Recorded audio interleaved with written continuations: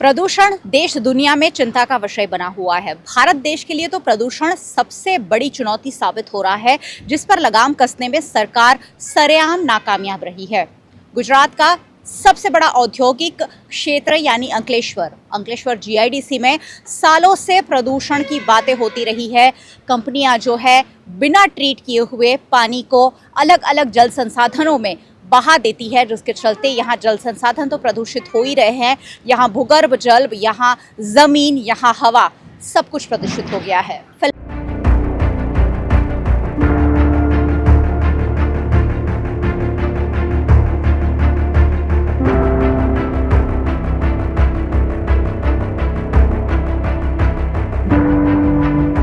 फिलहाल मैं खड़ी हूँ अंकलेश्वर की आमला खाड़ी पर। सालों से यहाँ बातें हो रही है, सालों से यहाँ कंपनियों पर केस हो रहे हैं, लेकिन उसके बावजूद जो तस्वीर है वो किसी भी पर्यावरणविद के दिल को हिला कर रख दे। इस तरह की तस्वीरें हैं जहाँ आमला खाड़ी से गुजरते हुए पानी में सफ़ेद दूध जैसा झाग साफ साफ देखा जा रहा है। आप देखिए, थोड़ा सा अगर जूम कर हम दिखाने की कोशिश करें तो किस कदर जो पानी है वो सफ़ेद झाग में तब्दील, ऐसा लग रहा है जैसे आसमान के बादल नीचे उतर आए हो। और इस तरीके का ये पूरा मंजर आप देखिए, जो केमिकल वाला पानी है, जो पानी आ रहा है वो साफ साफ दिख रहा है कि येलो कलर का है और बिना ट्रीट किए पानी को अमला खाड़ी में सालों से छोड़ा जा रहा है। पर्यावरणविद जीपीसीबी सालों से इस पर कार्रवाई कर रहे हैं। जो भी कंपनियां पकड़ी जाती है उन्हें कहीं ना कहीं दंडित किया जाता है, लेकिन ये जो अपराध है, सामाजिक अपराध है, पर्यावरण के लिए जो अपराध हम कर रहे हैं उसे रोकने के लिए कोई ठोस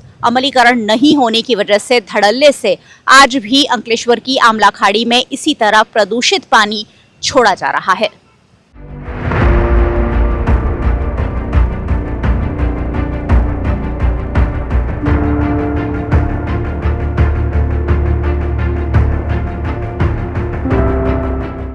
अगर अंकलेश्वर जीआईडीसी की बात हो रही है तो अमला खाड़ी की बात करना तो बिल्कुल बनता है। और जैसा हमने देखा कि वहाँ बहुत सारे झाग जैसे ऐसा लग रहा है कि बादल आसमान से नीचे आ गए हो सर, उस तरीके का माहौल वहाँ है। वहाँ कौन पानी छोड़ता है और उन पर क्या कार्रवाई? तो एस्टेट का 3 एग्जिट गेट है।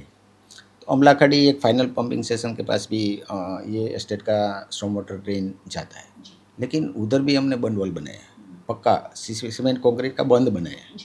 तो पानी मानसून में ही ज़्यादा बारिश होती है तभी बाहर जाता है। अभी आप भी जाके देख सकती हो, कोई पानी अमला खाड़ी में जीआईडीसी एस्टेट नहीं जाता। जो पानी आ रहा है वो डोमेस्टिक गांव का है ना, ऊपर गांव से आउटग्रोथ एरिया है जो अंकलेश्वर का। तो सर गांव का पानी क्या उससे सफ़ेद झाग छोड़ेगा? आप देख सकती हो, उधर जाके देख सकते हैं। मैं भी बता सकता हूँ कि भाई पानी नहीं जा रहा है, वो तो हम रेगुलर चेक करते हैं। और उधर हमने सीसीटीवी लगाया है। जो अमला खाड़ी का फाइनल पॉइंट है ना, कि जो ड्रेन में पानी आता है पंपिंग स्टेशन में जाता है और एक अमला खाड़ी में जाता है, उधर बंद वॉल बनाया है और ऊपर सीसीटीवी कैमरा है, वो हम वॉच करते हैं कभी। और हमारी टीम भी रेगुलर जाती है फाइनल पंपिंग स्टेशन से, देखती है, नाइट में भी जाते हैं हम। तो उधर से एस्टेट का पानी कोई बाहर जाने का चांसेस है ही।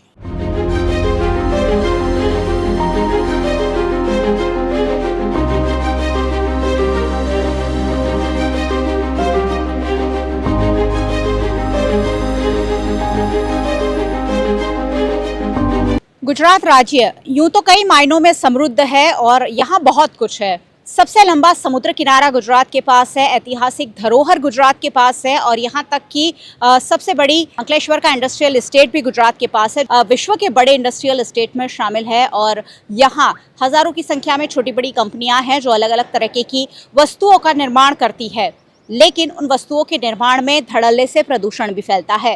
गुजरात पॉल्यूशन कंट्रोल बोर्ड हमेशा से इस पर काम करता रहा है, लेकिन सालों बाद भी जीपीसीबी को पूरी सफलता नहीं मिली है, क्योंकि कंपनियों द्वारा कहीं ना कहीं ऐसी गड़बड़ें लगातार की जाती है जिसके चलते प्रदूषण फैलता जा रहा है। प्रदूषण सभी के लिए बहुत बड़ा मुद्दा है और हर सरकार के लिए चैलेंजिंग काम होता जा रहा है। जीपीसीबी द्वारा ठोस कार्यवाही नहीं की जा रही है और उसके चलते अंकलेश्वर जीआईडीसी की जो कंपनियां हैं वो धड़ल्ले से प्रदूषण फैलाती है।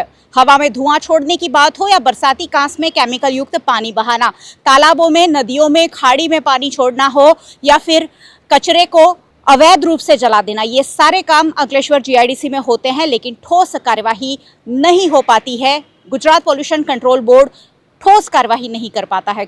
जो कंपनियां पकड़ी जाती है उन्हें कहीं ना कहीं दंड होता है, उनके जो कर्मचारी होते हैं जेल जाते हैं, लेकिन उसके बाद पैसे की सेटिंग के साथ सब कुछ रफा दफा कर दिया जाता है और उसी की वजह से अंकलेश्वर का जो प्रदूषण है वो गुजरात में कई जगह परेशान कर रहा है। मेरे पीछे आप देखिए किस तरह का माहौल है। यहाँ जिस तरह से धुआं आसमान में छोड़ा जाता है, बादल और धुआं सब कुछ एक होता हुआ नजर आ रहा है।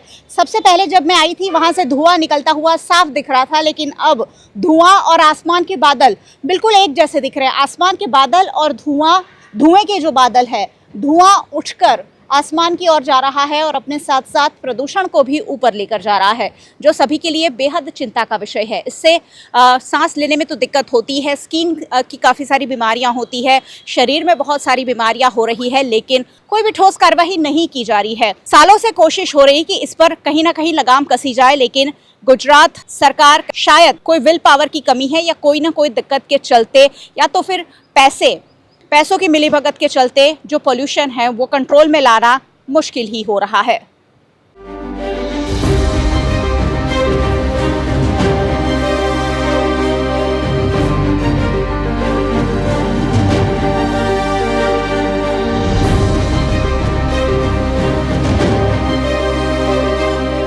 क्या आपको लगता है कि नियमों को हमें और थोड़ा कड़ा करना होगा ताकि हम प्रदूषण को ज़्यादा कंट्रोल कर सकें?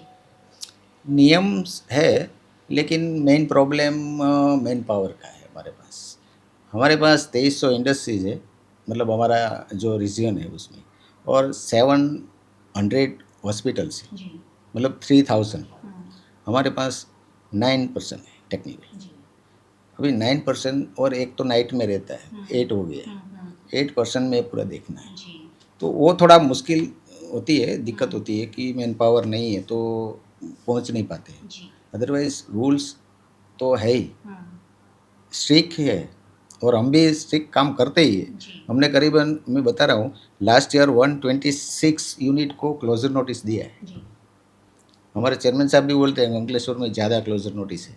अंकलेश्वर में कंपनियां भी ज़्यादा है, कंपनियां ज़्यादा है, वो तो है ही, फिर भी हम एक्शन लेते हैं और ईडीसी भी इम्पोज करते हैं। तो जो डैमेज करता है वो ईडीसी के थ्रू हम रिकवर भी कर लेते हैं।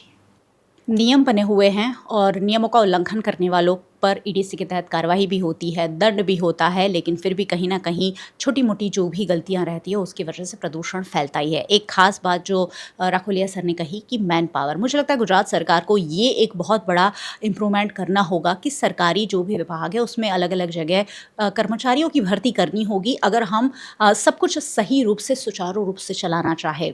जीपीसीबी के पास भी बहुत बड़ी चैलेंजेस हैं और पॉल्यूशन रोकना जब देश दुनिया के लिए सबसे बड़ी चुनौती बना हुआ है, तब इस डिपार्टमेंट में तो मैन पावर और मशीन पावर जितनी ज़रूरत है मुहैया कराना चाहिए ताकि गुजरात सुरक्षित रहे, साथ ही हमारा पूरा देश सुरक्षित रहे।